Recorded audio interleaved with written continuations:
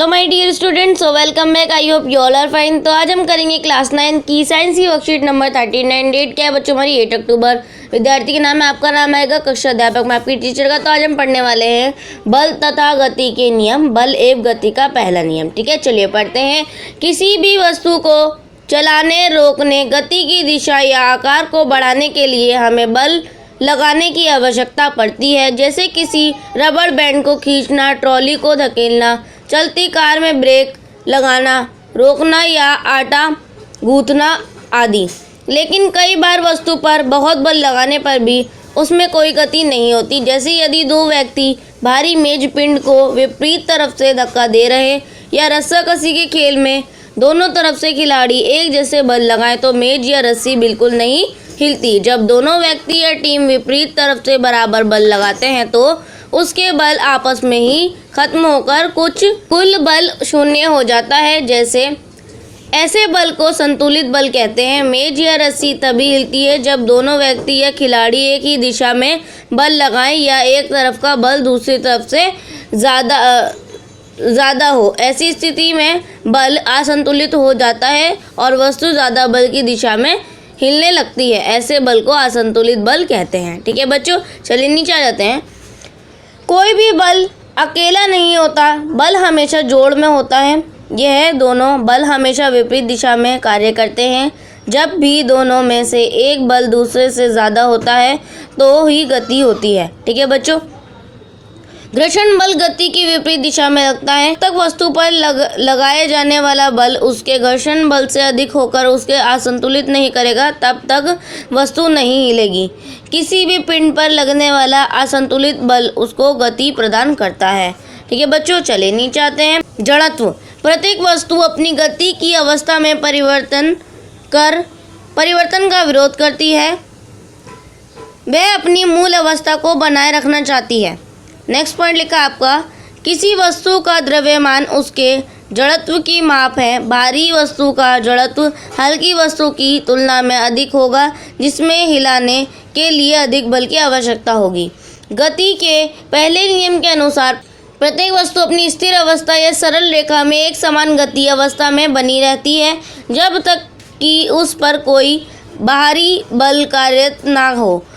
इसे जड़त्व का नियम भी कहते हैं। किसी भी वस्तु का वह प्रकृति गुण जो उसकी विराम या गति की अवस्था में परिवर्तन का विरोध करता है वह जड़त्व कहलाता है। चलती बस में सभी कुछ गतिशील अवस्था में होता है, लेकिन अचानक ब्रेक लगने पर बस रुक जाती है। लेकिन हमारे शरीर का ऊपरी भार जो बस के साथ गतिशील था वह बस के ब्रेक लगने पर भी बस की दिशा में क्षण भर के लिए गतिशील रहता है, जिसकी वजह से हमें आगे की तरफ झटका लगता है। इसी प्रकार जब रुकी हुई बस अचानक से चलती है तो सभी सवारियों को पीछे की तरफ झटका महसूस होता है।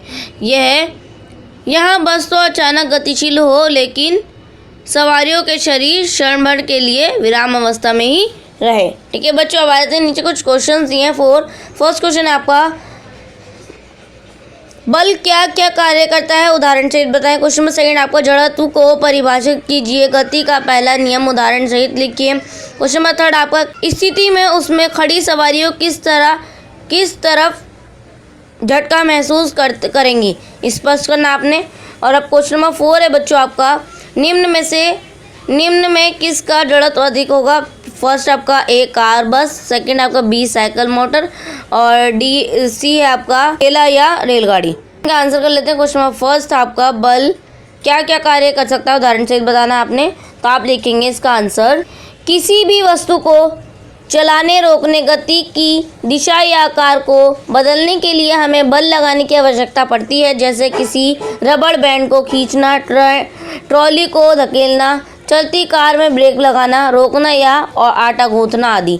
अब क्वेश्चन नंबर सेकंड है बच्चों आपका, जड़त्व को परिभाषित कीजिए। गति का पहला नियम उदाहरण सहित बताएं। तो किसी भी वस्तु, इसका आंसर लिखेंगे आप, किसी भी वस्तु का वह प्राकृतिक गुण जो उसकी विराम या गति की अवस्था में परिवर्तन का विरोध करता है वह जड़त्व कहलाता है। गति का पहला नियम, प्रत्येक वस्तु अपनी स्थिर अवस्था या सरल रेखा में एक समान गति की अवस्था में बनी रहती हैं जब तक किसी जब तक कि उस पर कोई बाहरी बल कार्यरत ना हो, जैसे बस के अचानक से चलने पर हम पीछे की तरफ गिरते हैं।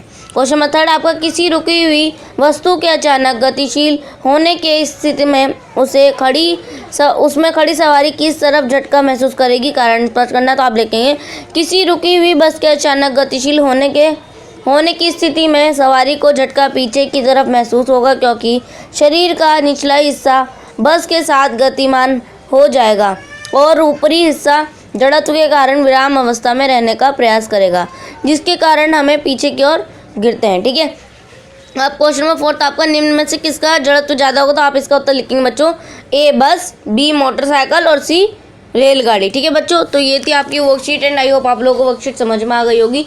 सो प्लीज़ चैनल को सब्सक्राइब करना मत भूलिएगा और बेल आइकन को भी प्रेस कीजिएगा। तो चलिए मिलते हैं नेक्स्ट वीडियो में, तब तक के लिए take care and good bye.